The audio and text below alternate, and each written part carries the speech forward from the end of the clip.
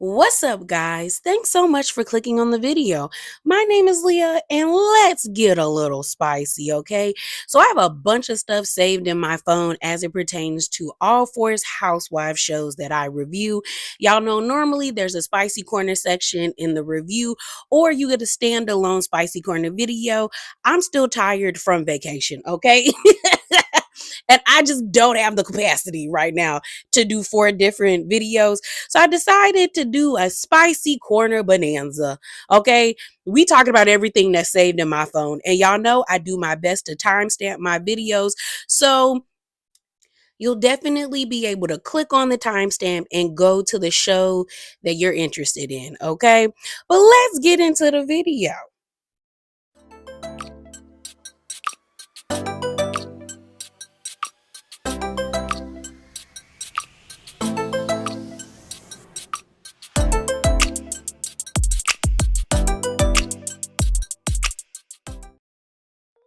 Right, y'all. So first up, let's talk about Real Housewives of Orange County. Okay. So I don't really have much on them other than this tweet that I saw from Jay's reality blog, where they were pretty much summarizing Andy talking about Real Housewives of Miami as well as Real Housewives of Orange County, their reunions in the season. And I want to get into that because I thought the things that he said about Orange County were actually worth talking about. Okay. So this is how the tweet goes. It says Andy on the rest of hashtag RHOC season and reunion. It says Amsterdam is entertaining. Season ends with big and surprising grenades. So I wonder what those grenades are because I felt like the whole Gretchen versus Tamra situation was big enough.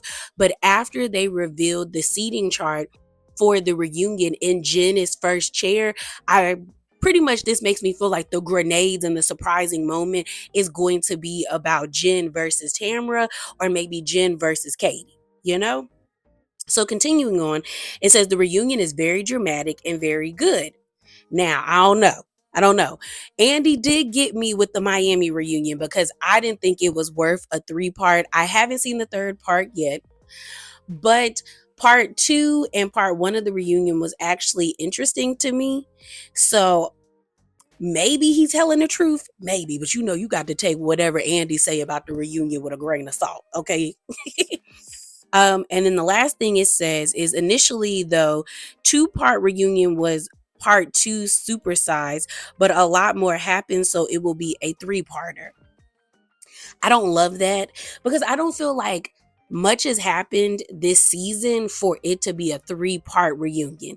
And I don't mind a two-part reunion. I think if the season is good enough for three parts, definitely give us three parts. Sometimes I'd be like, you could give us four if we had a lot of things happen during the season. But I'm also okay with a two-part reunion because I feel like when they try to draw it out, it loses steam, it loses its momentum, and a season that had like a great track record for the season gets washed away when you get to the reunion and the reunion is lackluster.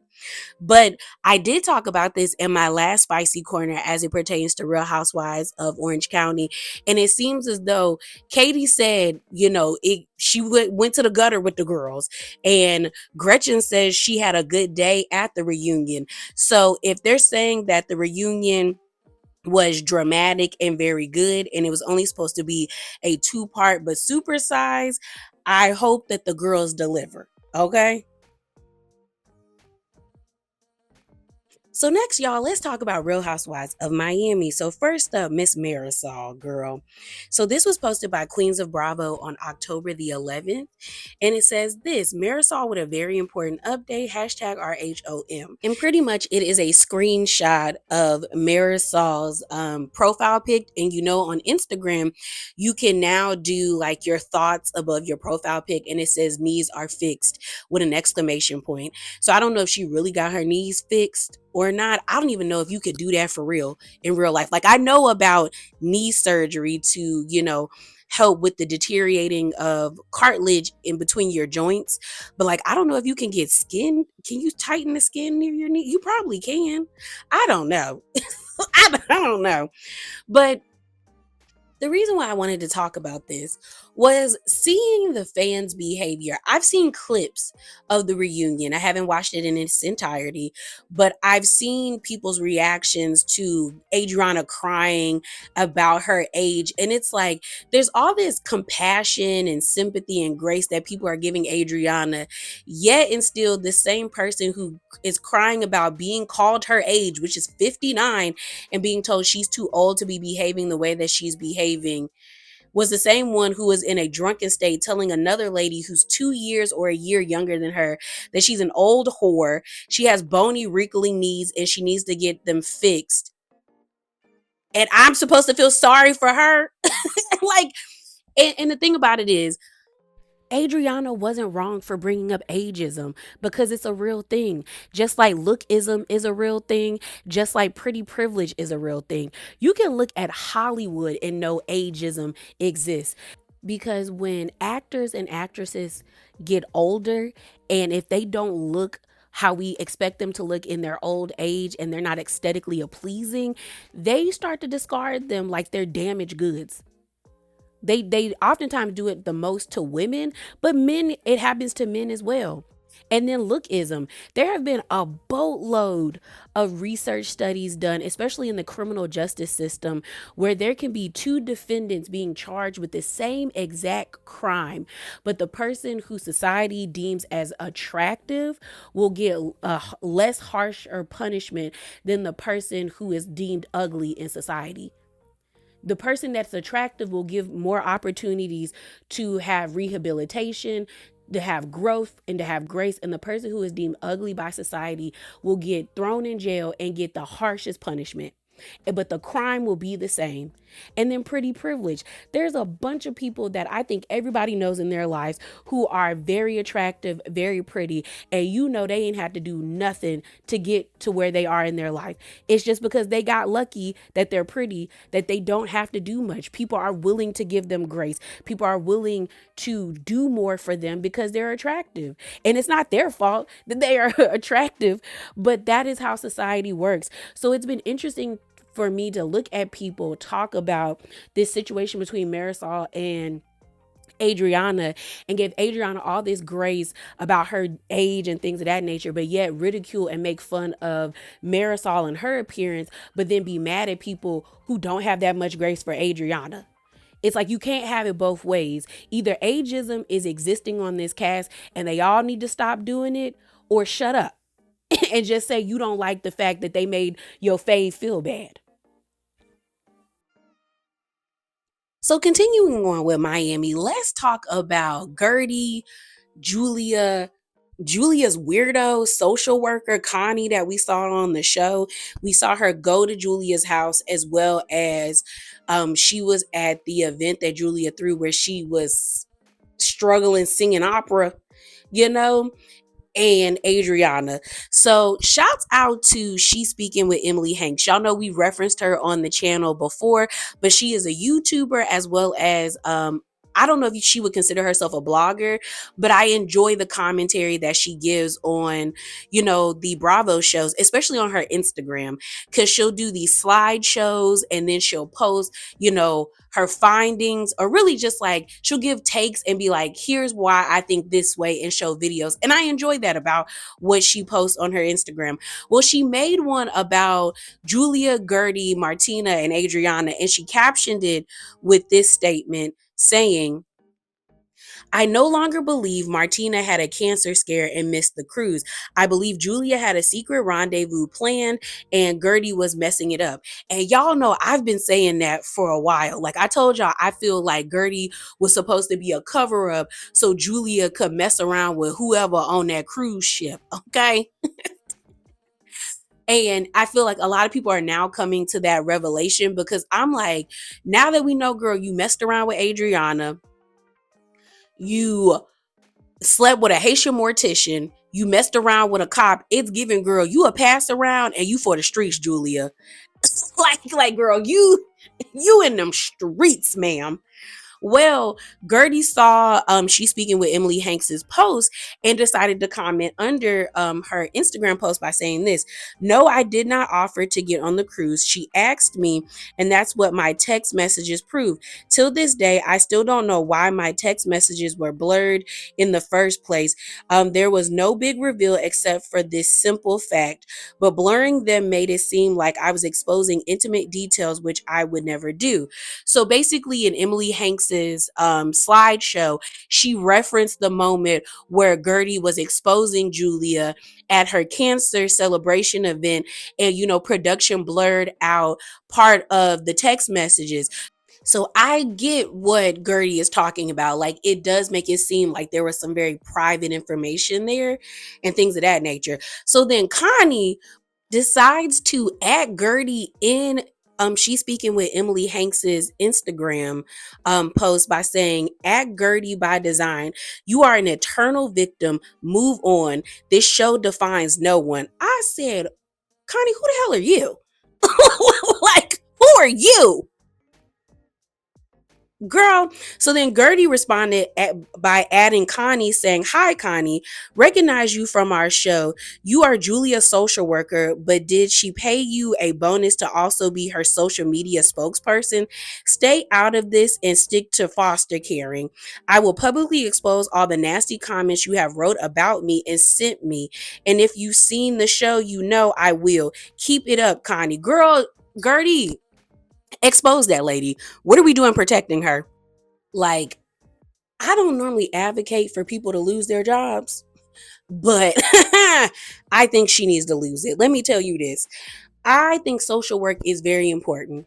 I think people who want children to be in safe environments, to being loving environments and healthy environments is important. I think it's important that we have those people out there who are making sure these children are okay.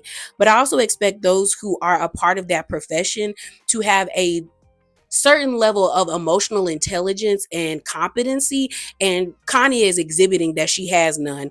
Because I think I remember Connie saying that she has also adopted Black children like Julia, because when she went to Julia's house, I think she asked Julia, "How are you going to help these children stay connected to their Blackness?" No, she didn't say Blackness. She said, "Who's going to be the male figure in their life?" And the fact that that lady didn't ask her, "How are you going to help these children stay connected to their Blackness?" shows the type of person Connie is. Gertie, if I was you, I would have a drafted email, screenshots included, and it would be a PDF file, so can't nobody change nothing, and I would send it expeditiously. Because what you're not going to do is try me, especially being connected to Julia. Because who are you? Who are you? Gertie, expose that lady. Also, let's get an investigation going on in that department and that adoption agency, because if she is one of your employees, I know something's going down over there. Okay? Because why do you have time to be online arguing with a reality star? Mhm. I know them caseloads be crazy. Why you not doing your job? Yeah, expose that lady, Gertie. But continuing on, let's talk about Julia, because this was posted on Thursday by Jay's reality blog, and all I could do is say, "Okay, girl." Okay.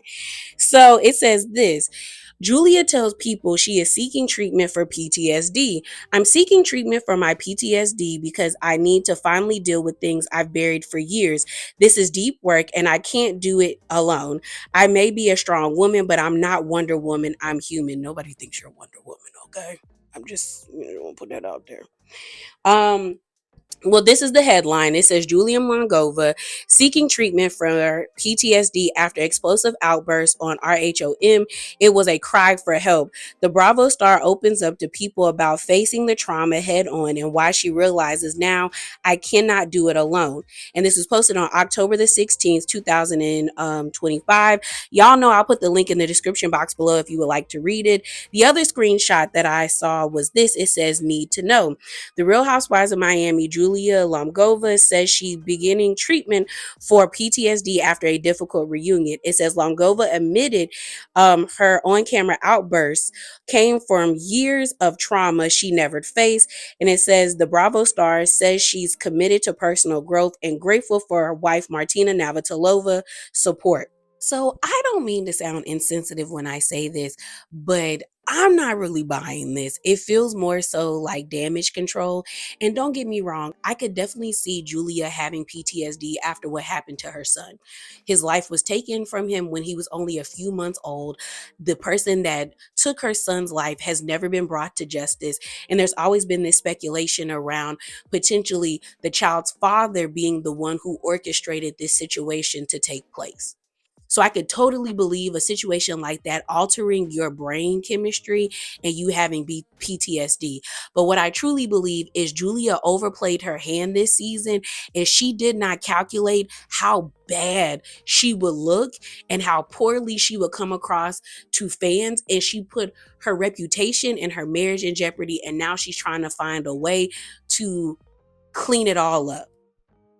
And mind you, y'all, if Julia would have never opened her mouth about the Adriana of it all, we would not have gotten a 3-part reunion. It would have ended at a 2-part reunion, and maybe Julia would have been able to come back from this without doing as much work as she's going to have to do now to stay on this show and be liked by the viewers, because this was also tweeted out by Jay's reality blog. So they quote tweeted the tweet that I talked to you guys about in the Orange County portion of the video.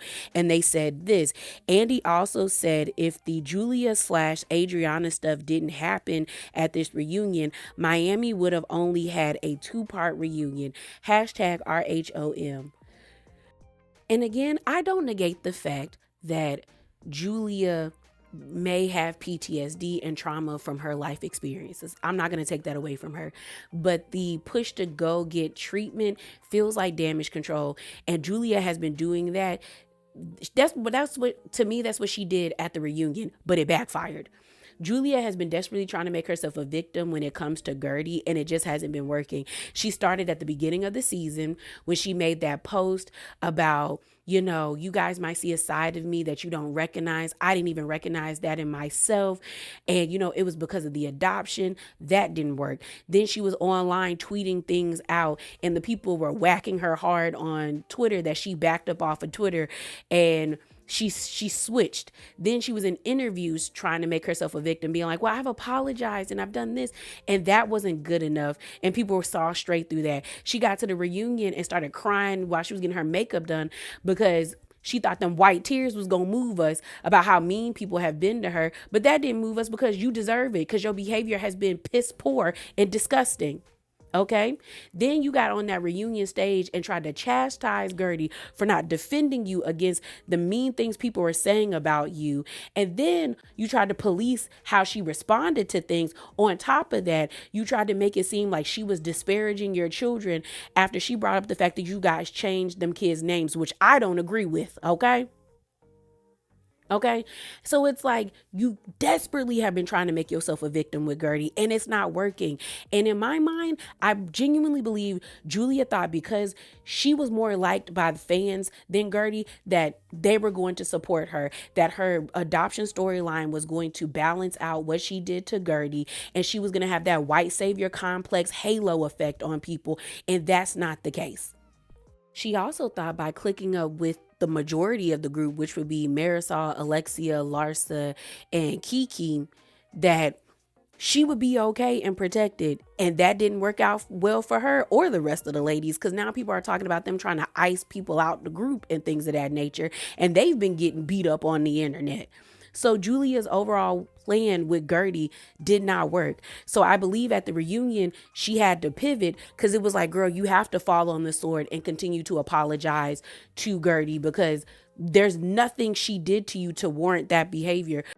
So you then pivot to trying to make yourself a victim with Adriana, and you try to, throw out there this grenade about y'all messing around 4 years ago, and Adriana had you muzzled, and you were going through psychological abuse and all of that stuff. to be a victim, but it blew up in your face because Adriana is smarter than you and she's quicker than you, and she hit you with that Uno reverse. And throughout there, girl, you've been messing with a cop and a mortician, basically exposing Julia as, you know, the neighborhood pass around. Because, girl, what are we doing? And you confirmed that you were cheating on your wife because Andy asked, are you guys in an open marriage? And you said no. So you've been cheating, girl. And now I think the dust has settled and Julia is realizing, crap, I may have done all of this and I will get kicked off this show. And people will only know me as my last appearance on this show. And my wife might actually leave me this time because you can't tell me they don't got cracks in their marriage, okay? And this ain't like the third or fourth time that divorce has been on the table. So I feel like she's throwing out there that she's going to get treatment for PTSD in order to have a redemption arc on the season and to save her marriage. And that's just where I'm at with it. So the last thing we're going to talk about as it pertains to Real Housewives of Miami is Miss Carmen Carrera. So y'all remember there was a lot of speculations about Carmen becoming a part of the cast, specifically a friend of the show. We saw her multiple times this season. She more so had a guest appearance. We saw her at the LGBTQIA event with Cuomo. We saw her at Gertie's celebration of life. And she was also at the season finale Christmas party at Stephanie's restaurant. Well, she did an interview with the two hostesses of Virtual Reality Tea on Page 6 Radio, and they asked her about her experience with filming Real Housewives of Miami season 6. And I thought her response was very interesting. So let's get into that. I want to say everyone was pretty open, but the ones that were the most challenging, I'd say Lisa was the most challenging. Really? Yeah, and like I want to like her so bad because I love like a glamour girl. Yeah, you know? she's very glamorous. You're like, Yeah. I can understand you being 2 hours late for glam. But she just did not like me. Really? Why do you think that I don't is? know. She was so rude to me. What did she do? So we filmed a couple times. I could tell that she was like, all right, like let's see who this Carmen person is. At the finale episode. Oh, yes. The Christmas party. The Christmas party. Yeah. I think I was like passing next to her or something. Like she was doing a scene and I was like going to the bathroom. And as I passed by her, she like looked at me, like rolled her eyes. Oh my And I'm like, God. For I'm like, just "What?" no For reason? no reason. So I go up to her after. I'm like, girl, what was that about? She's like, what do you mean? I'm like, I saw you roll your eyes at me. No, I didn't. I'm like, ugh. Okay. It was unmistakably an eye roll. It was definitely an eye roll. And she, I don't know, she just was like, oh, you know, I'm doing a scene and like, you know, I was told not to engage with you. And I'm like, well, I'm wearing a microphone, so I don't understand why someone would tell you that. Yeah. That feels like a lie. And so Yeah. was that the last that you and Lisa have interacted? No, so then the premiere party came. Oh, okay. Gosh. And so, you know, they do all their press. Yeah. And then, so I think they get there like at 6 p.m. and all the guests get there at 7. So I got Okay. there at 7 and they did all their press. They did their step and repeats, their interviews, like whatever. And so I get there, I do my pictures, I do my thing, I get a little drunk, like whatever. And the producers, the same guys that I know, they did like a little cheers, like, guys, thanks for coming. This was an epic season. You know, we love you guys, whatever, whatever. They take a huge group shot of all the cast. And once they start to break up, I'm like, wait, I want to get my picture too. Yeah. So I go in the middle with the guys and the girls, and we take a group shot. Oh my God, Lisa comes up to me. She's like, I just want to let you know that was so rude of you to jump in and take a picture. You are not a cast member. Stop. Yeah. What? So she has this like weird I vendetta was like, dude, against what? you. What? That's- Like, you are not a producer. Right. Also that. like, So don't that's- tell me what to do. I think it might be Carmen because she is a glamour girl and you are very much a Girl. glamour girl. Maybe it's just like glamour girl on see, I'm a glamour girl girl's girl. hate. You And I'm a trans girl, so it's different. right. You know, it's like, I'm more of like, girl, let's get cute. We've interviewed Lisa before. We've had good moments with her, but I would assume that maybe she's a little bit intimidated by you because you do have such a beautiful presence, and I feel like maybe she's. I Jelly? hate that. You think she's peanut butter and jelly? I mean, maybe. I'm not. It was giving. You're not allowed to shine. So I believe what Carmen is saying about Lisa. I also wonder, did Carmen just fade into the background and that's why she wasn't like a prominent figure in the show?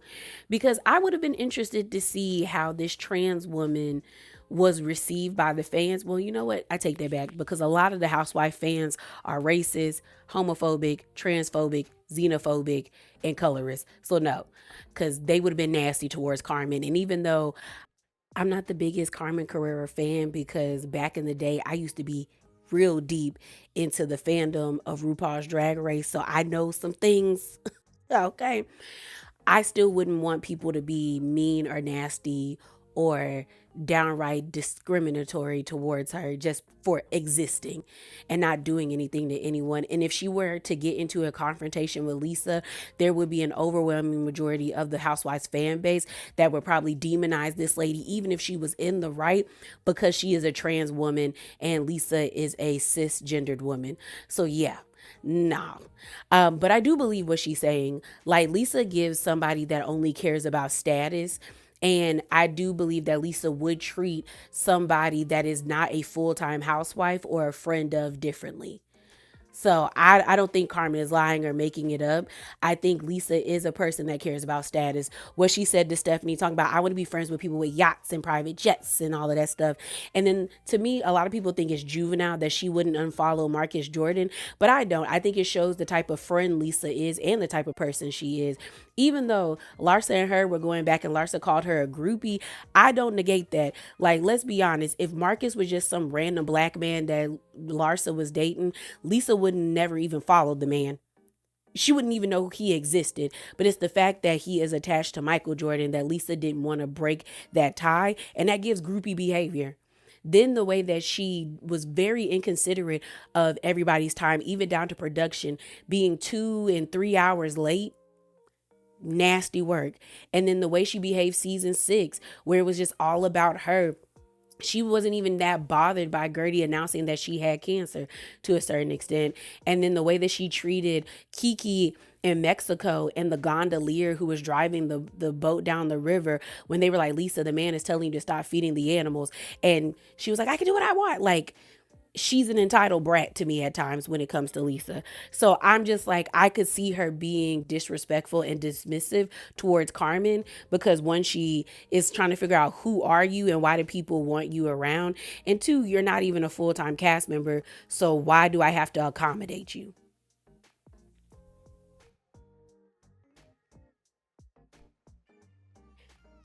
So let's move on and talk about Real Housewives of Salt Lake City. So the first things that we're going to be talking about pertain to episode 5, the latest episode that aired for Salt Lake City. And there's a couple of tweets that I want to get into from Lisa, as well as Whitney was the guest on Watch What Happens Live last Tuesday after the episode aired. So first up, let's talk about Lisa's tweets. So this was posted right after episode 5, and Lisa said this on October the 14th, 2025 at 8:45 p.m. Or this was during the episode, not after the episode, but she said this: I have never dug up anything on anyone. I'm sick of being accused of stuff I did not do. I can tell you who does dig though. And here's the thing. I can totally believe that Lisa has dug up information on the women on this cast and keeps it in her back pocket for a rainy day. My issue with this cast is the examples that they use to showcase that Lisa has dug up information on them are never strong, in my opinion. Like, case in point, Angie running to Meredith at the end of episode 4 to tell her that Lisa, encouraged her to look up information about family members of Meredith in order to throw in Meredith's face, because Angie and Meredith were not getting along and they were really at odds with one another. I believe it, but I'm also like, where's your proof? Like, I would have given Angie more credit, even though I didn't respect it, because it's like, you're waiting till now and then you're trying to guise it as, or like, you're trying to describe what you're doing as something like very noble and let her know that Lisa's not her Thelma to her Louise, when it's like, girl, you're only doing this because you're mad at Lisa. That's it. That's all. That's the only reason why you're doing it, okay? And so I was like, I don't respect it. But I would have given Angie more credit if she had text messages or DMs, or maybe Lisa was smart enough just to call her on the phone. But eventually, as like Angie was talking, it started to make me feel like, did Lisa really tell you to do that? Or was Lisa being like, well, girl, I don't know why Meredith is talking about you, because there's stuff out there about her family. She wouldn't want the people to go digging. Or did she really tell you to go dig up these people or give out names and tell you to dig up on this person? Then with Bronwyn talking about Lisa has been talking about her, and it's really stemming from Lisa outing her for lying about that necklace. I don't think Lisa dug up information about the necklace. I don't even think she reached out to Emma. I think Emma contacted Lisa because Bronwyn was giving her the runaround about the necklace, and potentially it got Emma in trouble at work. Because you promised to buy this $4 million necklace and then you reneged on it. And then Whitney contradicted herself for me, because when she got mad at Lisa bringing up her unwinding her business, it was like, well, girl, she saw that online and you just asked her, Lisa, what are we supposed to do if we see people at us to stories about you? Like, when I tell you there's so many Reddit threads and posts about these women, and like actual Instagram and TikToks and Twitter pages dedicated to just Real Housewives of Salt Lake City, where people just drop tea about them and people at these women in the comments. Like, is she supposed to ignore it like y'all want her to, or like she wants y'all to, or are y'all not supposed to bring it up? It's like a lot of stuff that Lisa throws out there is already on the internet. It's not stuff she has to dig for, or there's rumors that have been swirling around the neighborhood for years and she just brought them to camera. Again, I don't negate the fact that I believe Lisa would dig up information and has dug up information on these women, but their examples of her doing it are weak. I think the only two people on this cast that Lisa genuinely owes an apology to is Mary for the whole cult situation and Meredith for the hot mic situation. Other than that, I feel like everybody else on this show has been fair game. So the last tweet is Lisa actually poking fun at herself. So she said this: I'm going to have so much fun with the wind down. Basically, after Angie said on the episode that Lisa's face looks like she's been through a wind tunnel, she said this. So I do like the fact that Lisa can poke fun at herself. It does keep the show light to a certain extent. But I don't know if Lisa's going to continue to be able to poke fun at herself, especially when it comes time at the reunion, okay? But moving on, let's talk about Angie, Lisa, and Reddit.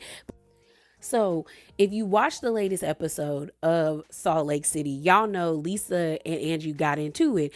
And Lisa yelled at Angie, "What about Superman?" And everyone at the table was like, girl, what is she talking about? Like, what is she talking about? Angie was like, I don't know who Superman is. Like, Lisa, what is that? What is that? Well, a Twitter user by the name of Nicole/Meredith Marks GD DJ reposted a screenshot of a Reddit post by a Reddit user by the name of You Only Got Me, where they basically titled their post as "Solve the Soup Man," and then in parentheses they add "Suit Man Mystery." So they're basically saying this is who Lisa was actually talking about, and she mixed up soup and suit. She was supposed to scream out, "What about Suit Man?" So they posted this clip from the Call Her Daddy podcast, which I'm going to show you guys in a few minutes, but I want to read what they posted underneath it. It says, any fans of Call Her Daddy known that Sophia Franklin used to refer to her ex-boyfriend as Suit Man. Anyways, Sophia Franklin claims that her ex used to hook up with Angie. The fact that Angie yelled at Meredith about cheating on her husband for years and Meredith never threw this out there is crazy. So let me play the clip for you guys. What's your relationship like with Angie? Well, as you could see from last night, it was not super positive. Can I tell you something crazy? I'm pretty sure my ex-boyfriend used to hook up with her. No way. Yes, way. That's too funny. Which is kind of crazy because I'm 31. How old is Angie? I don't even know how old she is. I don't know her very well. That's the crazy part. Oh. Like, everyone's like, why isn't she invited? Because I barely knew her. Like, I barely know you. I've been around you maybe half a dozen times in a group setting. We've never done anything individually. Mm-hmm. I've never gone out to dinner with you or you and your husband. Like, but you've heard stuff about her husband. Well, you kind of alluded to it. Yes. But you can't say what it is. I never repeated what I heard. Never. Okay, law degree. Yeah. Okay, classy lady. I love it. I shouldn't have alluded to it, but you know what? You poke the bear long enough and hard enough, I'm human. So this interview was done during season 4. That's why Meredith said at the end of the clip, like, I shouldn't have said anything or alluded to anything about her husband, but when you poke the bear, that's when that happened. Like, that's why she is referring to when Meredith says, you want to talk about the husbands? We could talk about the husbands, you know? I could see Angie stepping out on Sean, and it's not anything to do with like the rumors around his sexuality or things of that nature. It's because I remember Angie saying that Electra had been sleeping in the bed with her and Sean for like years.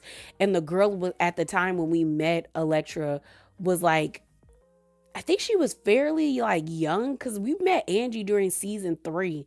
And I think that's, or maybe was it season 4 when she shared that information?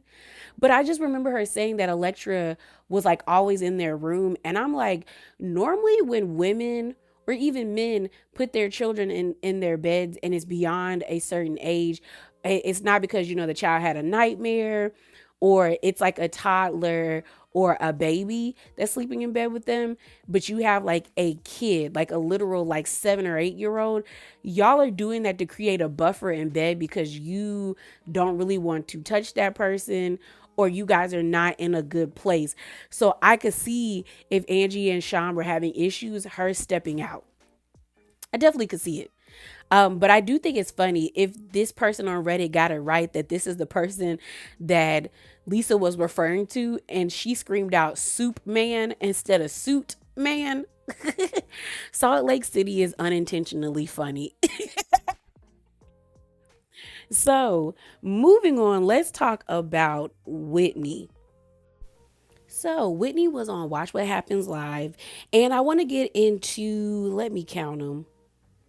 I got 4 clips that I want to talk about, okay? The first one is Whitney Rose reveals how much she lost on Wild Rose Beauty, okay? So I'm going to play that clip for you guys. But then tonight, but I loved your honesty at the beginning of the season, talking about how the jewelry line didn't go well. The Wild Rose Beauty. I'm sorry, well, the Wild Rose Beauty didn't go well, but then tonight, you know, you shared some stuff about your relationship and how you felt unsupported. And this is you're really leaning into your honesty. I am. I have strong feelings, as everyone knows. And I've chosen to lead this year with authenticity, completely and fully transparent. I'm not gonna fake my life. And this is what I'm going through. And it's not always pretty. Very good. How much did you lose on the beauty line, would you say?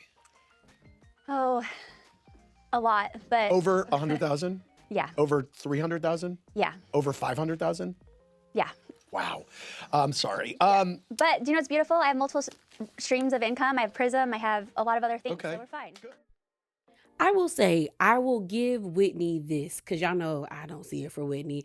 I do appreciate the honesty about her situation, but I feel as though she was going to have to be honest, because you can't scream about Lisa needing to be transparent and be honest about what's going on in her life and not be totally honest about your business falling apart. You know, but I think it's quite weird that she is now taking this approach of like blaming Justin for not being there for her, when I'm like, girl, what did you want the man to do? Because what it seems like to me from the outside looking in, he fully invested in your business. It failed. And we know he lost his job by messing around with you. And I'm not talking about, you know, the infidelity, but I think, was it season 2? Or was it season 1 where Whitney did that whole sexy like lingerie thing for him? And then next thing we know, Justin lost his job because of his behavior on the show. So I'm like, how are we now saying that he hasn't been there for you and he didn't go all in and you're angry about that? Like, it just feels like Whitney is trying to find people to blame instead of just taking accountability for a business idea or a business model not working. And I don't know how much I believe that she lost $500,000 doing Wild Rose Beauty. Like, what kind of products did you invest in for you to lose $500,000, $500,000? Like, this is not some like well-known skincare brand. This is a housewives line. And I'm not saying a housewives line can't be profitable. We see what happened to Bethany Frankel. We've seen what happens for some of the women on the show who start business ventures and they go on to garner a lot of success. But it's just kind of crazy that she's saying she lost that much money. Like, what were you doing, Whitney? So the next clip I want to play for you guys is of Whitney talking about her relationship with Bronwyn. It's along the lines of her talking about people being authentic and transparent. So let me pull that up for you guys. We were just talking about something that's coming up with you and Bronwyn, but you were saying that you really love talking to her and going deep with her. Why? Because she keeps it real. She's willing to be open and honest about her life, and we share things together that everyone tries to guard and protect. And if you're on reality TV, then you gotta be willing to talk about your marriage, your businesses, your sex life, your children's friends. It's an open book. And I love talking to Bronwyn because it keep it real. Yeah, she owns up to lying too. I like that about her. She's like, yeah, I lied. Who cares? Yeah, that was everyone actually, on that freaking show lies. Every time we film, that was someone's amazing. lying. So the main reason I wanted to play the clip for you guys is with the piece at the end where Whitney says everybody lies on that show, which means you lie as well. So why are we supposed to take anything you say as you being honest and transparent? Why are we supposed to do that? And the actor that was sitting next to her, I can't remember his name, but I do enjoy his acting. I really liked him on the Dead Boy Detective Agency show. I'm still mad at Netflix for canceling that show. I'm still pissed off, okay? But him being like, well, I like the fact that Bronwyn was like, yeah, I lied about it. Yeah, but that doesn't make it okay. This is my thing. We all know that people have the propensity to lie. I've lied. Like, we all have done it. We've all told white lies. People have told serious lies. But just because you admit that you lied doesn't make it okay. And I feel like it's weird that people are just like, well, it's okay. She admitted that she lied, so it's okay. No, she shouldn't have lied in the beginning. Okay? Like, we appreciate Bronwyn taking accountability for, like, you know, owning up to her lies. But at the end of the day, you lied about something that you didn't need to lie about. Stupid. And you did it multiple times, which makes it worse. But I'm just looking at Whitney like, you just admitted that everybody on that show lies, including you. So again, why are we supposed to believe your transparency and your honesty? I don't think we should. So the next clip I want to play for y'all is Whitney. So it says this: Whitney can't blame Mary Cosby for her reaction to Angie K and Lisa Barlow's fight. So let me play that clip. I love Angie and Mary's friendship. So I was so sad to see them end this way tonight. What was your reaction when that was all going on? Yeah, that hurt my heart too. It did. Yeah, but that, as you could see, Lisa and Angie, they were out of their minds. They were not listening or hearing each other or anyone else for that matter. Uh-huh. And unfortunately, Mary, I don't blame her. She had enough. Yeah, she did. Here's the thing. We know that Mary and Angie's relationship isn't over. I'm going to talk about the US Weekly post that they did. I think it was very recent. So they seem to be in a good place now. But when it came to Mary saying she was done with Angie, I understood Mary's frustrations on episode 5.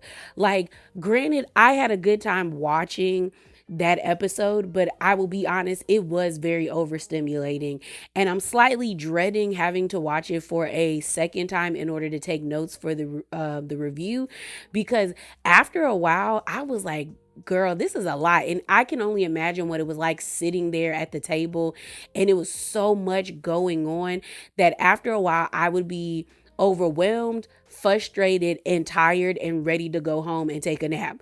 So Mary being upset with Angie, I understood, because Mary was trying her best to calm Lisa down and Angie down. And Angie was in a I won't say a blind rage, but she was so committed to like showcasing that Lisa was wrong that she couldn't understand that eventually, girl, you were wrong too. You were doing the same exact behavior that you're chastising Lisa for doing. No one's bullying you into accepting her apology or being friends with her. Everybody wants you to just calm down and be rational, and you weren't behaving that way.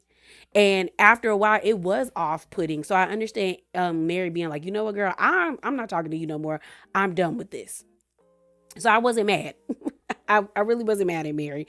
But it seems like they're in a good place now. We're going to talk about the US Weekly spread that was done. And there was pictures of Mary, Angie, and Bronwyn together. So it seems like the three of them are the three amigos. Okay? The new Trace amigas. So Angie and Mary got it together. So the last thing we're going to talk about for Whitney as it pertains to Watch What Happens Live is a viewer or an audience member. I always get those mixed up. It's an audience member who asked Whitney a question about Brittany, saying this: has Whitney Rose seen any signs of Brittany Bateman working through things with her daughter? So let me play that clip. After your conversation with Brittany, do you think she's open to pausing her dating life and prioritizing her relationship with her daughter? And have you seen any changes since that conversation? No and no. I wish that I could sit here and say that I've seen her do it, but I have not. Yikes.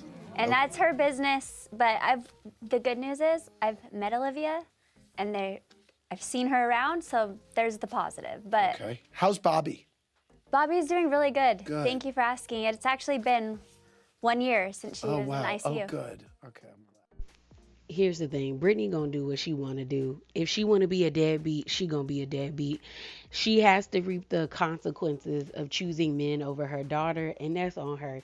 Even though I find the lady unintentionally funny and delusional, and somewhat the best type of delusional for reality TV, it doesn't make up for her piss poor mothering and how she treats her daughters. And there's that.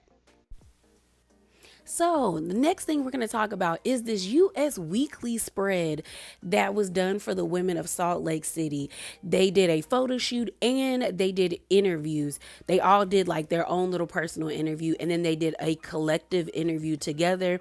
And it was just the OGs. So there was no Angie, no Bronwyn, or Brittany. Brittany wasn't even in the photo shoot, which I did not notice until I saw a clip of her doing an interview with US Weekly, which I'm going to play for you guys here soon. But yeah, I think the women look great in this photo shoot. And shouts out to Gibson Johns, because he posted the reference photo as to why the women were in swimsuits and posed the way that they were. It was a reference from the women from Desperate Housewives, the actresses, being on the cover of Vanity Fair. And I think this is perfect because a lot of people see Salt Lake City as like the caricature of Real Housewives, but also people say that Real Housewives was gleaned from Dynasty and Desperate Housewives, because right around the time Desperate Housewives was like coming to an end, like the show was coming to an end, Real Housewives came up and kind of took the mantle. So I think it was only right that they did this photo shoot, because right now Salt Lake City is golden. So I love this. You know, they put all 5 OGs. So you have Lisa, Heather, Mary, Whitney, and Meredith. And when I tell you Meredith is in her modeling bag, leaning on that chair, I said, come on, give us face, Meredith. I think all the women look great. So if you go into the actual magazine, there are way more pictures, and then we get to see Bronwyn and Angie. But again, Brittany was not a part of this photo shoot. Okay. But the pictures actually came out really nice. So we have 2 photos of the group as a whole, where all the ladies are standing side by side. Some of them are holding items, like you have Heather with a wine bottle, Lisa with Cupid's bow, Meredith with a crown, and then Whitney is like stirring a pot. I don't understand this. And I don't know what Angie has in her hand. It looks like a feather, but I think it's shades, to be honest. Then we have another picture of them all like sitting down. And when I tell you Meredith is smizing Okay, and so is Mary, but you also have them holding things where you have Heather and Meredith like fighting over a necklace, and Heather has a teacup in her hand. Then you have Lisa taking selfies on her phone, Bronwyn looking at a mirror. Then you have Whitney and Angie cheersing, and then you have Mary, showing off a ring. I don't understand the props, but everyone looks nice in these photos. And then we have group photos where we have this one photo of Meredith and Lisa, and it is giving cool girls of the group. If you ask me, like the cool brunettes, I like it. It's giving too cool for school. And then there's a picture of Bronwyn, Mary, and Angie together, and they look really nice. It's a very cute photo. I think overall the spread was a good idea, and again, I really enjoyed it. Okay, but let's get into these interviews. So first up is Lisa, and I'm getting all these excerpts from Housewives Hub. Also, it used to be known as Hello Drama, then No Smoke No More, but their name on Twitter is By Wig Hello Drama, okay? So they did a few excerpts from the articles because, like I said, everyone got an interview piece, and I just picked the tweets that I thought were the most interesting. So first up is Lisa. It says this: Lisa Barlow, there doesn't need to be a villain. I think we're villainous towards each other at certain times based on what we're going through and how we feel like we're being received with our friends. That's when there becomes a villain for the audience. Hashtag RHOSLC, source US Weekly. And I think that's an interesting perspective because I myself have said, like, oh, the show needs a villain. Most Housewife fans always say, no, the show needs a villain. But I do think it's interesting when you look at Salt Lake City that there has always been a villain to a certain extent in the group, whether it's Jen Shaw, whether it's Lisa, whether it's Monica or Jenny Gwen. But I do believe that if you have a cast that works together very well, you don't need somebody to be the villain because everybody pulls their weight and people are not just one note. Everybody can be villainous. So I agree with that. The next tweet that they sent out as it pertains to Lisa was her saying this, where it says Lisa Barlow on Angie K being center snowflake. Bravo says it's all off of height and hair color. Girl, that's a lie. I do not believe Lisa. But that's kind of good shade. That is kind of good shade. I like it, Lisa. So continuing with Lisa, another excerpt from the US Weekly interview was this. It says Lisa Barlow denies spending another man's money. She says she doesn't need to because she owns multiple businesses and makes her own money. She also addresses the civil filings against her, noting that allegations aren't evidence. Plus, Lisa says Bronwyn is committed to retaliation and tries to expose her. Hashtag RHOSLC, source US Weekly.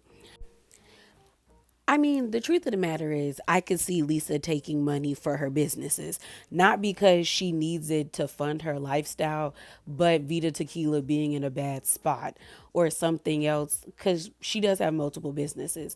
So I don't think it's too far fetched that she took money from somebody and, maybe they should have put her on a payment plan or made her sign a contract. But yeah, I did see someone talking about there being a potential judgment for one of her lawsuits, but I haven't seen any websites talk about it. So I don't know if that was just someone talking or if it was true. When it comes to Bronwyn and her, I will be surprised to see who reignites their beef, because right now they were able to dead it, but with Lisa saying that Bronwyn is committed to retaliation, I wonder what else happens and if Bronwyn is the one that reignites their issues since they apologize to each other.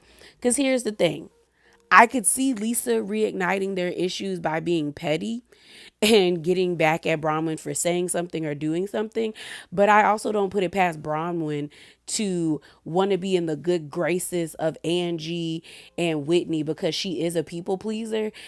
So I could see her starting something with Lisa to still remain in the good graces of Angie and Whitney. But I also could see Lisa starting a fight with Bronwyn as well. And I'm more so leaning to the side of Lisa causing something with Bronwyn, but I've been surprised before.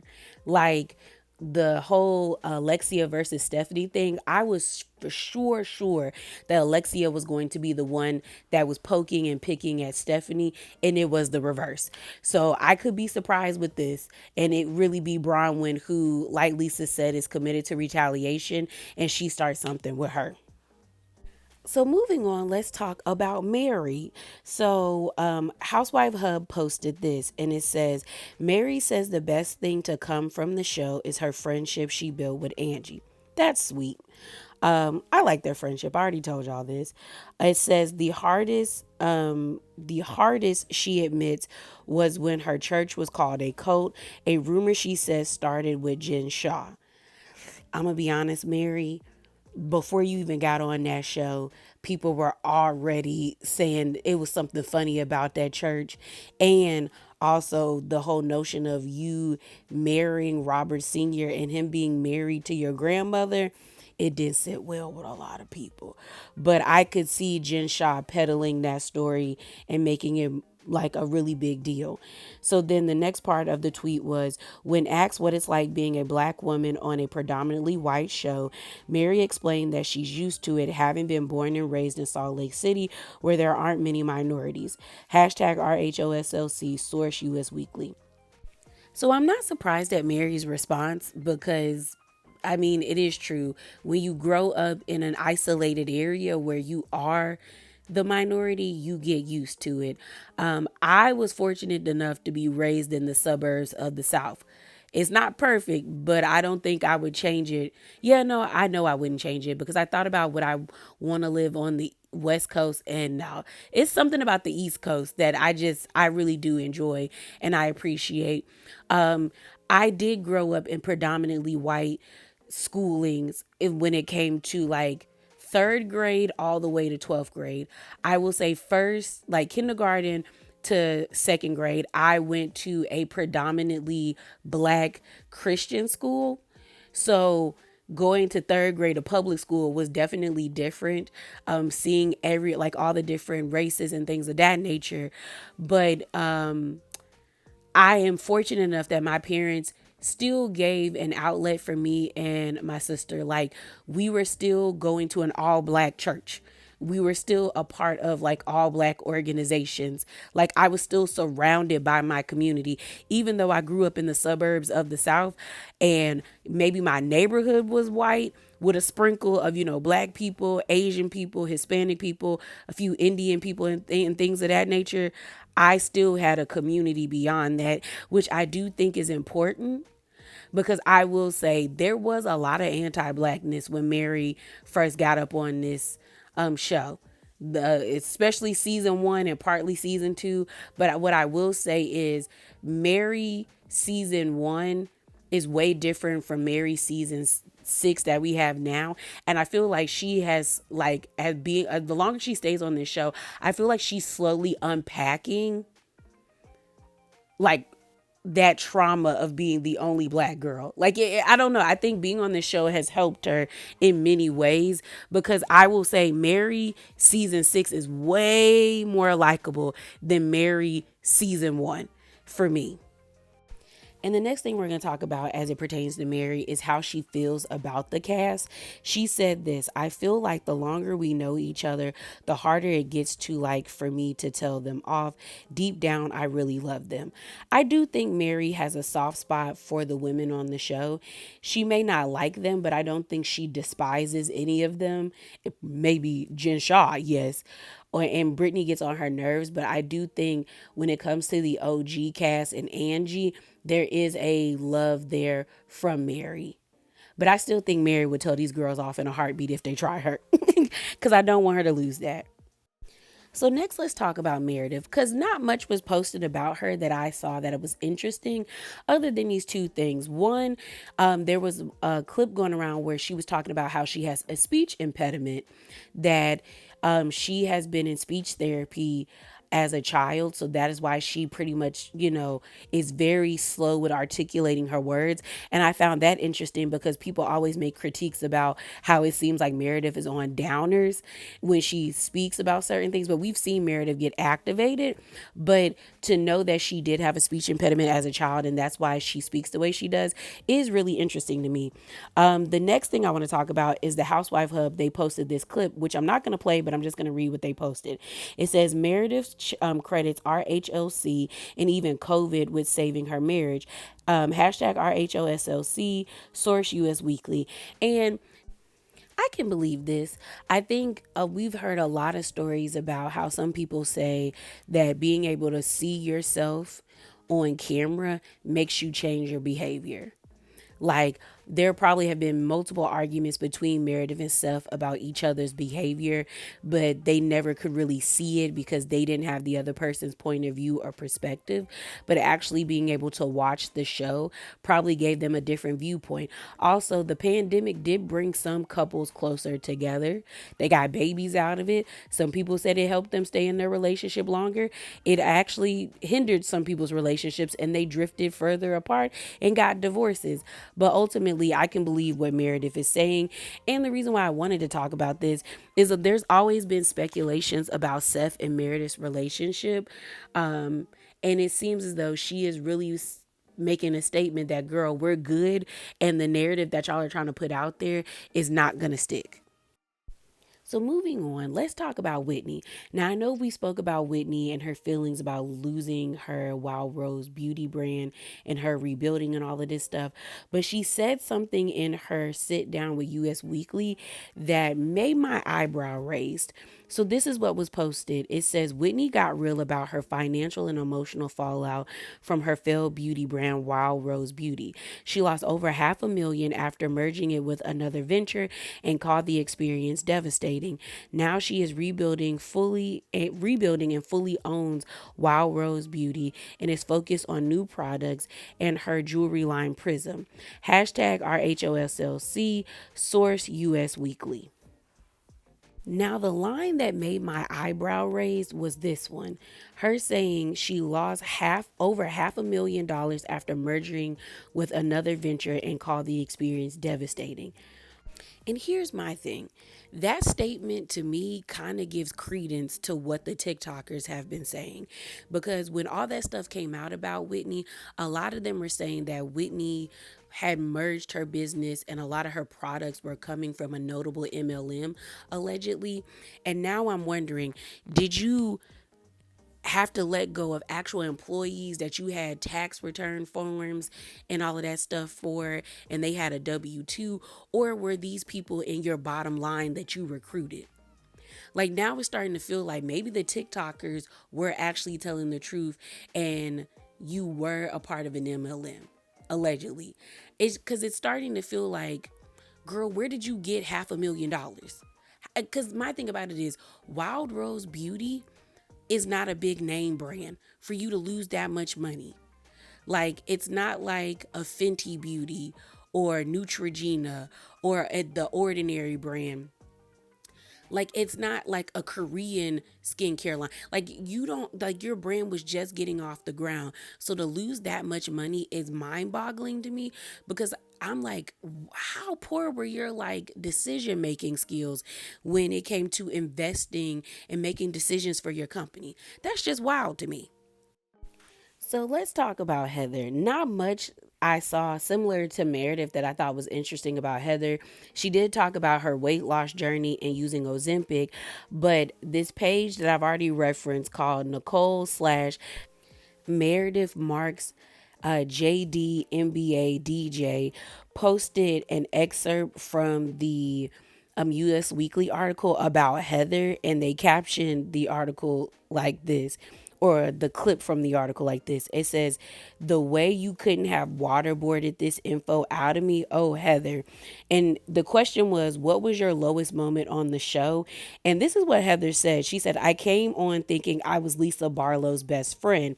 It was revealed to me about 2 weeks in that we had different versions of our friendship."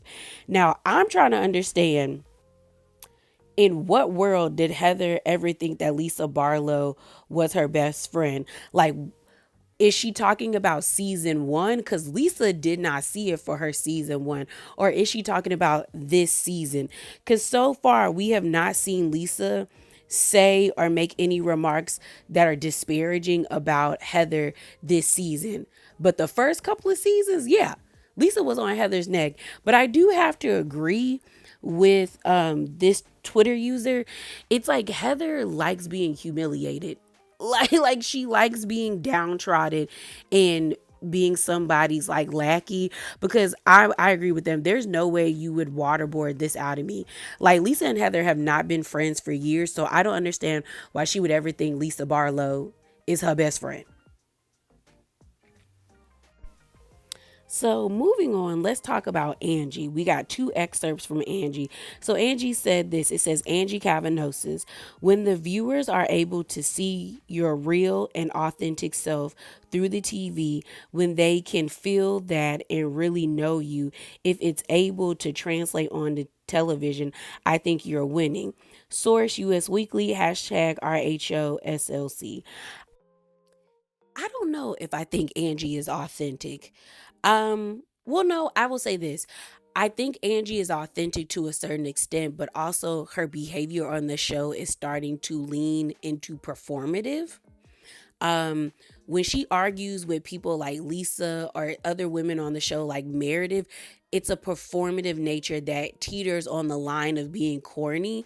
But when she is in conversations with Mary or her father or in family scenes with Sean and Electra, I do think Angie is showing up as her real and authentic self. But when she fights with the girls, you can sometimes tell that Angie is practicing what she is saying before she gets into scenes, or she has prepared certain moments and stunts. And I feel like eventually people are going to get tired of that.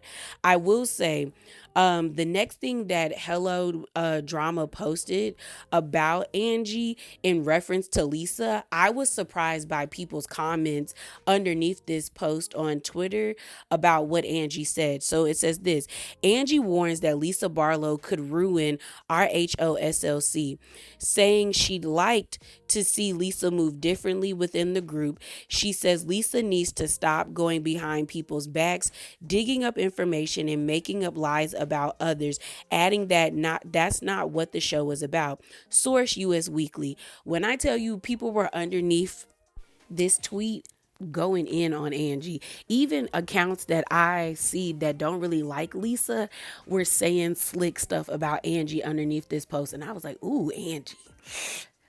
Girl, you shouldn't have said that. And this is my thing. I don't think you can say one person would ruin the show. Like, they had Jen Shaw on this show, and she sucked the life out of everybody, and people were still watching this show and entertained. I also think that a lot of these women on this show will say that Lisa thinks she's bigger than the program and she thinks she's better than all of us, but yet y'all make her the focal point of the show. We're 5 episodes in, and all of the episodes have been Lisa Barlow centered. That's on y'all. Like, that is not on her to a certain extent. And I will say there was a tweet that I saw that resonated with me. Actually, 2 tweets. The first one was someone saying that they could see Angie becoming more insufferable than Lisa. And unfortunately, as much as I do like Angie, and I tell y'all this all the time, Angie, Meredith, and Lisa are my girls on this show, I can see Angie moving into that position of being more insufferable than Lisa. Because Angie is the type of person to fixate on something and not let it go. And she starts to blind out or block out sensible reason that will get her in trouble. And then the other tweet that I saw was like, it seems like Angie is vying for the top dog spot, and that might not be a spot that she wants. And I was like, I believe that to be true as well. Let's say Angie succeeds and they really stick it to Lisa, they break her down, and it's over. You know, she's a mess. She no longer is the Lisa Barlow that we know and love to hate or love. And, you know, she's not baby gorgeous anymore. And now Angie is the top dog. Does Angie not understand that those women will turn on her in a heartbeat? In a heartbeat, okay? Especially Whitney. I don't trust Whitney. I told y'all Whitney is like Ashley Darby, and I don't trust Ashley Darby. Heather will join in, and Bronwyn will realize she don't really have that much in common with Angie to a certain extent, because right now it does feel like Bronwyn and Angie are only friends because of their hatred for Lisa.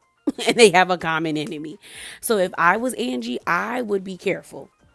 Because when you start to talk about people ruining the show, like, it sometimes backfires on that person and you become a target for the fans. So lastly, let's talk about Miss Brittany. So like I said, I did not notice that Brittany wasn't in the photo until I saw this video from US Weekly where she showed up in her swimsuit. And I said, girl, she is so delusional. like, oh my gosh. But let me play the clip for y'all. Look at you. Look at you. Hi. Surprise. Oh my God, this is so good. I love it so much. Oh my gosh. To meet you too. I couldn't resist. I could not resist. And you want to hear something so crazy? Yes. Is that I did not know what the cover was going to look like. Shut up. I had no clue. And I brought this suit to New York with me. Don't you think this fits right in? It fits right in. Oh my God. You are my favorite housewife of all time. Oh my gosh. Did you get that? So good. Did you hear that? Brittany is a special kind of crazy. But what was very important about this interview that she did with US Weekly is Brittany opening up about her daughters. Now, see, I was under the impression that Brittany's daughters were like young kids. And what I mean by that is, like, I thought they were teenagers, like 13, 12, and all of that stuff. But come to find out in the latest episode that they are 19 and 23. So it doesn't make what Brittany has done with her relationship with them any different, but it does add more context to that situation. But let's get into what was posted. It says Brittany opens up about her relationship with her daughters and addresses the misconceptions that she chose the man over them. I don't know how that's a misconception when, girl, you practically said you have chosen men over your children. She goes on to say, she explains that her daughters had already moved out and were living independent lives. Brittany says she wants to maintain both her relationship with Jared and a strong bond with her daughters. I don't know why she has this obsession with Jared when he constantly treats her like trash. It's weird. And she has a humiliation, like, kink. Like, because there's no way I would be with a man like Jared, who constantly shows you that he feels like he can pick you up and drop you whenever he wants to because he knows you're going to be his back burner bitch, which is lame. So it continues on with her saying she also reveals that her daughters ghosted her after hearing rumors that she was talking shit about them. Brittany says she's unsure where the rumors started, but believes that they may have come from Bronwyn's best friend, who her daughters nannies for, after Bronwyn allegedly told them. Hashtag RHOSLC, source US Weekly. Now, we did hear about this situation with Bronwyn and Brittany last season, where Brittany did tell Bronwyn, like, you've been going around telling my daughters I've been talking poorly about them. And I'm going to be honest, I wouldn't put that past Bronwyn. I wouldn't. Like, girl, she may not want to be like her mama, and I hope she is really unpacking the things that she learned from Muzzy. But that judgmental spirit that Muzzy has is definitely in Bronwyn, especially when it comes to people that she does not like. And we can tell that she doesn't really like Brittany. Bronwyn always takes an opportunity to throw shade Brittany's way or to say something very, like, pointed towards her. So I could definitely see her pulling a move like this. All right, y'all. So the last topic is going to be all things Real Housewives of Potomac. So let's get into it. So on Friday, or last Friday, they dropped the actual taglines for the Housewives. And honestly, I was not impressed. The only two I ended up liking were Stacey's and Angel's. Everybody else, I was like, Okay. So first up, let's talk about Stacy. Stacy says some people believe the lies, but still I rise. I like that. It's cute, it's cheeky, and it's calling back to what she said at the reunion. So that was the best one overall for me. Then you have Kiarna saying, beauty is my business, but getting you together is my specialty. I don't believe Kiarna has really got anybody together other than Angel on the latest episode of Real Housewives of Potomac, and it didn't feel warranted. So I was just like, I don't know, girl. I feel like Kiana right now is too focused on trying to prove the narrative of what people thought of her last season as being boring and things of that nature wrong.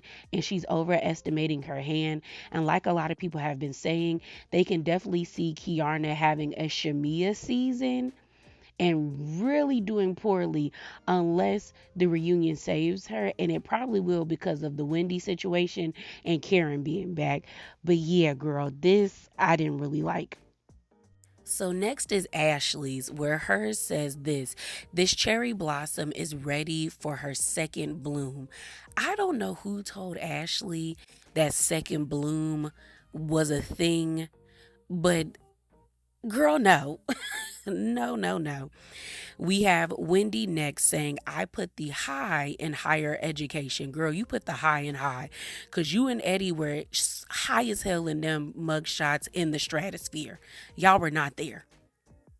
So next is Giselle's, and I didn't like Giselle's because it reminded me too much of Heather's tagline, and we just got her tagline for SOC about like 2 weeks ago. So this, I was like, this is too similar, but this is Giselle's tagline. When the nest is empty, it's time for naked, grown, and sexy. Girl, what? And this is Heather's, and I think Heather's sounds way better than Giselle's, but I still didn't like Heather's. Hers is, my nest is almost empty and the bird is ready to soar. That sounds better than Giselle's, but I'm like, why is your taglines about being empty nesters? You can't give us more? So I wasn't impressed. Then we have Tia's. You can only clutch pearls if you have them, and darling, I have loads. Okay. It didn't work for me. I was like, all right, girl. And then Angels. Angel says, hell has no wrath like an angel scorn. Now, Angel, you didn't really show us much about your wrath the last episode, but I like it. I told y'all, Stacy's and Angels, I like the most. Like, Angels was cute, but Stacy's was the best overall. Again, hers goes, some people believe the lies, but still I rise. So moving on, let's talk about Wendy and Eddie because they finally broke their silence about their arrest situation, okay? So Eddie posted this picture of him and the children and Wendy, and he captioned the photo saying, trust in the Lord with all your heart and lead not onto your own understanding, and all your ways acknowledge him, and he will make your path straight. Proverbs 3 verses 5 through 6. Now, I'm not going to lie. When people start posting Bible verses, I start believing, girl, you guilty. I believe that in any case. I'm like, girl, especially if you're not somebody that posts Bible verses regularly, I start to feel like, yeah, you did what they said. They said you did. Okay.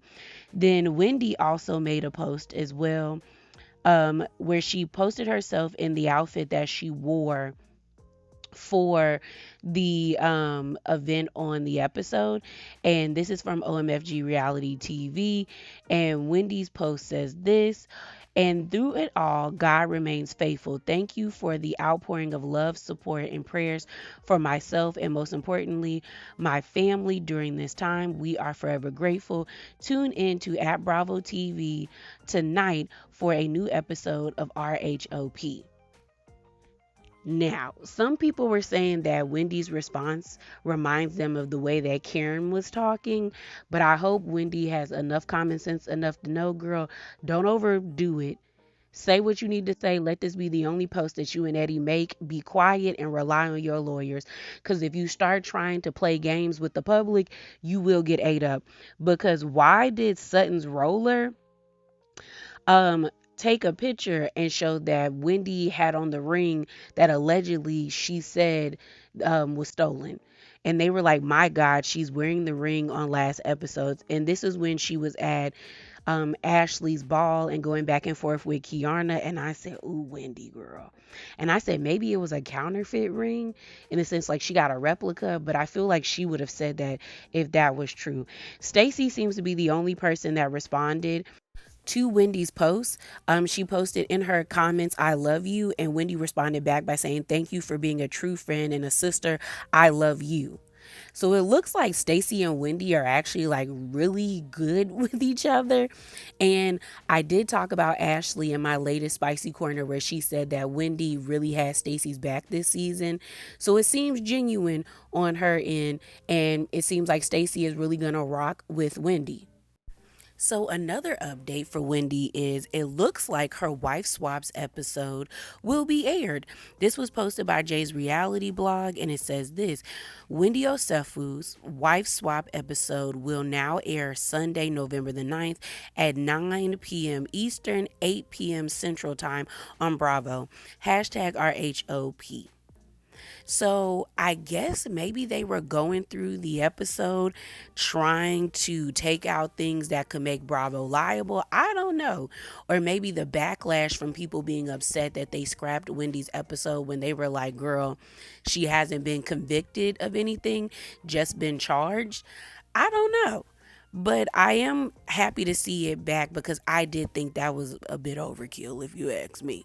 But if you're interested in the Wife Swap episode and you were interested in Wendy's episode, you have a chance to watch it now. So the last person we're going to talk about is Kiarna. But before we get into Kiarna, we got to talk about Cookie, aka Karen's best friend and potential mouthpiece, because Cookie has been throwing shade at Wendy since the tea came out about her being arrested. Like, she was in NECA's comments throwing shade, and now she's been caught in Kiarna's comments throwing shade at Wendy. So this was captured by Mad Beast, and it says this: Karen Huger's bestie, Potomac socialite Cookie, throws some more shade at Wendy Osefo, hashtag RHOP. And basically it's a picture of Kiarna in her confessional look with the golden crown, and Cookie says this: K and all her accounted for gold. And then she posted 2 heart emojis and a fire, like 2 fire emojis. And I'm just trying to understand, like, is Cookie shading Wendy because she always felt this way about Wendy, or did something happen between Cookie and Wendy and we just don't know about it? But all I'm saying is this is not a good look for Cookie, because it's like, why are you being this shady?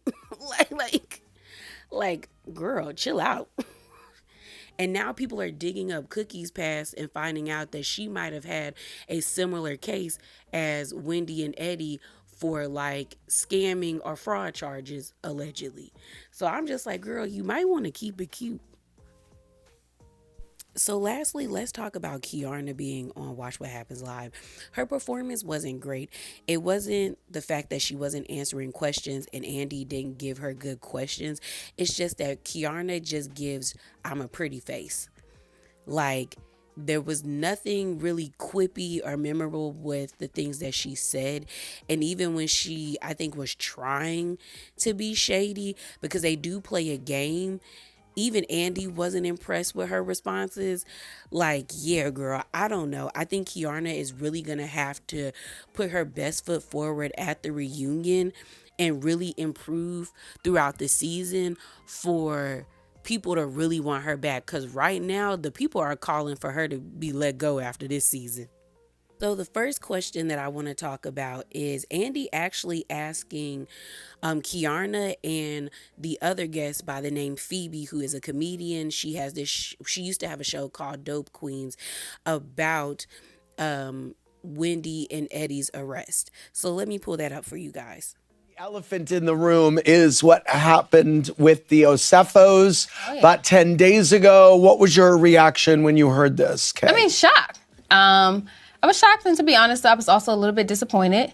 You know, I didn't expect that. You know, I just shocking. So all I have to say is just thoughts and prayers for Wendy at this time, because, you know, it's sad.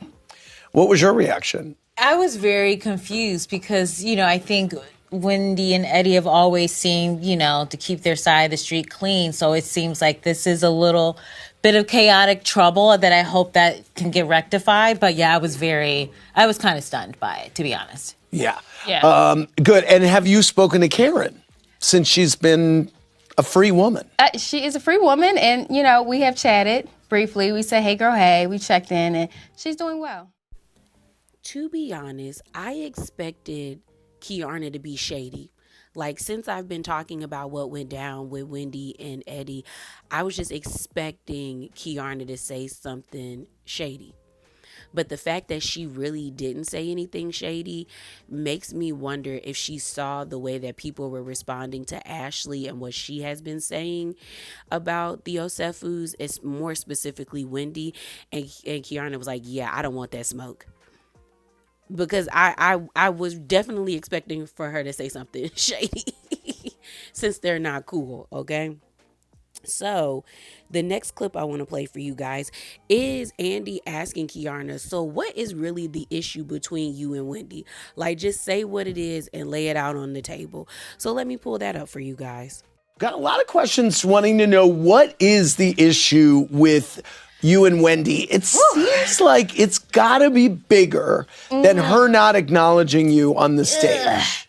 You know what, Andy? And I hate this because, almost borderline rookie, a lot of the things that we don't always get to shed light on immediately in front of the camera, it was just phony. It was fake. And it was one of those things that it was frustrating me when it came to Wendy, because I would see Wendy on camera. She wanted to be my really great co-host.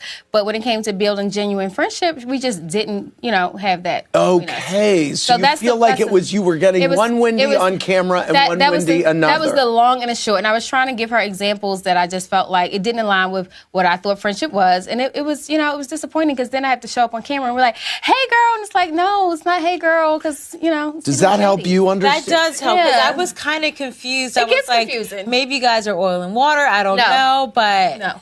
Do you think there is a chance for you and Wendy to get on the same page and be friends on camera and off? Or Totally. I actually really liked Wendy. And I think that was my frustration with me constantly having these conversations. And it got to a point where I felt like I'm saying the same thing and you're not getting it. But the deflection and then the dismissiveness of it all, it just turns into a bigger thing than what it really was. But it's like, hey, I have an issue. I'm saying it to you. And now you're making it like, oh, she's just trying to have a moment where, I didn't really need a moment. I was just telling her.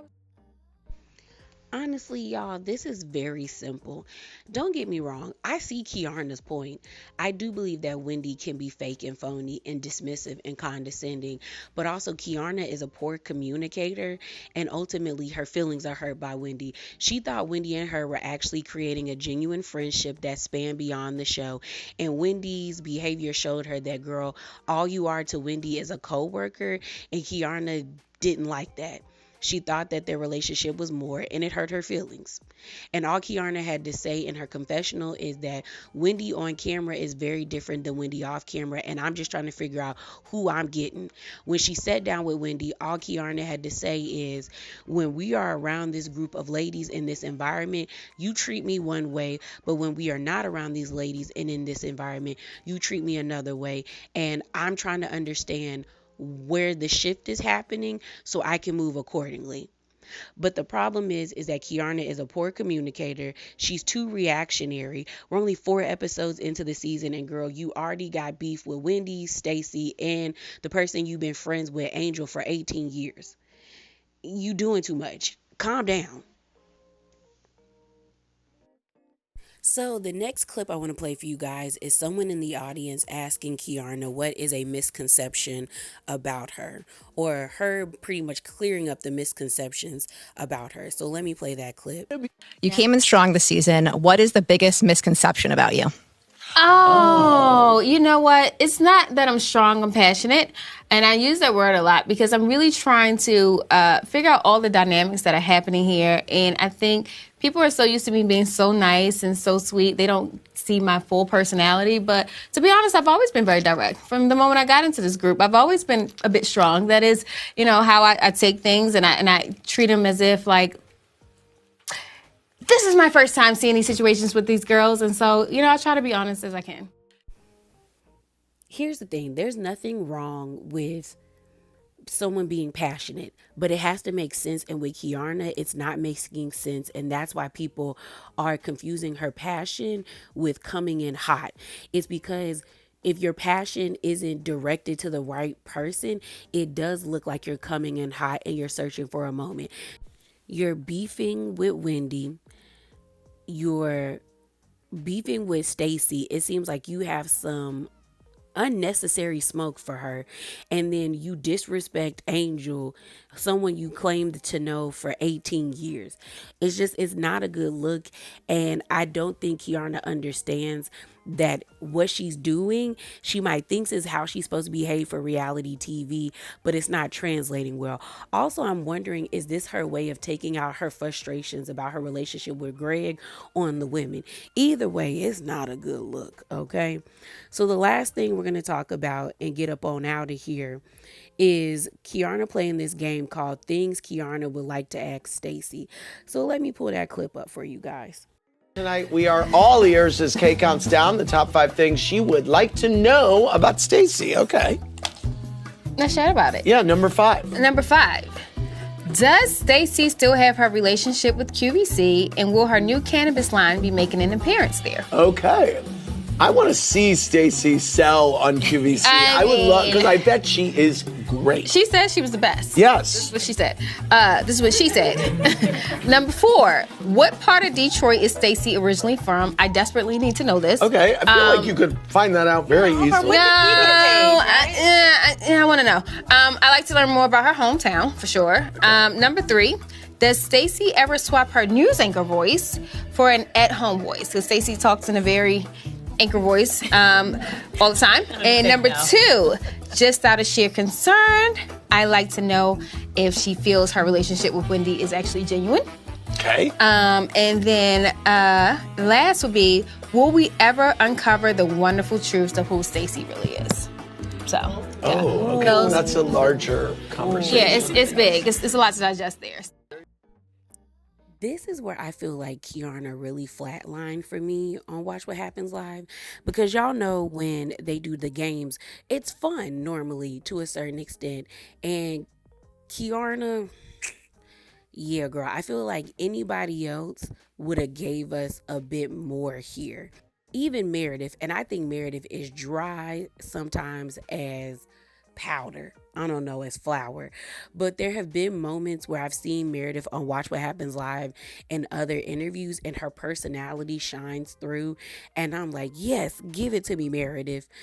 And Kiarna, I just was like, ooh, girl. The only thing that I thought was interesting that Kiarna wanted to know about Stacy was when she was going to stop using her anchor voice, because her voice cracks when she gets angry. The way that she called Ashley the devil and an imp, she was not using her anchor voice when she told that lady about herself. So that is all I have for you guys today. As always, remember to be bravely authentic. Definitely hop down in the comments below and share your thoughts with all that I have shared with you. Subscribe to the channel and like the video. And thank you if you made it all the way to the end and listened to me. I really appreciate it. This one took a lot of effort because I am still tired, and yeah, I'm tired, y'all. Great vacation, but tired. But thank you for supporting my channel, and I'm out, y'all. Deuces.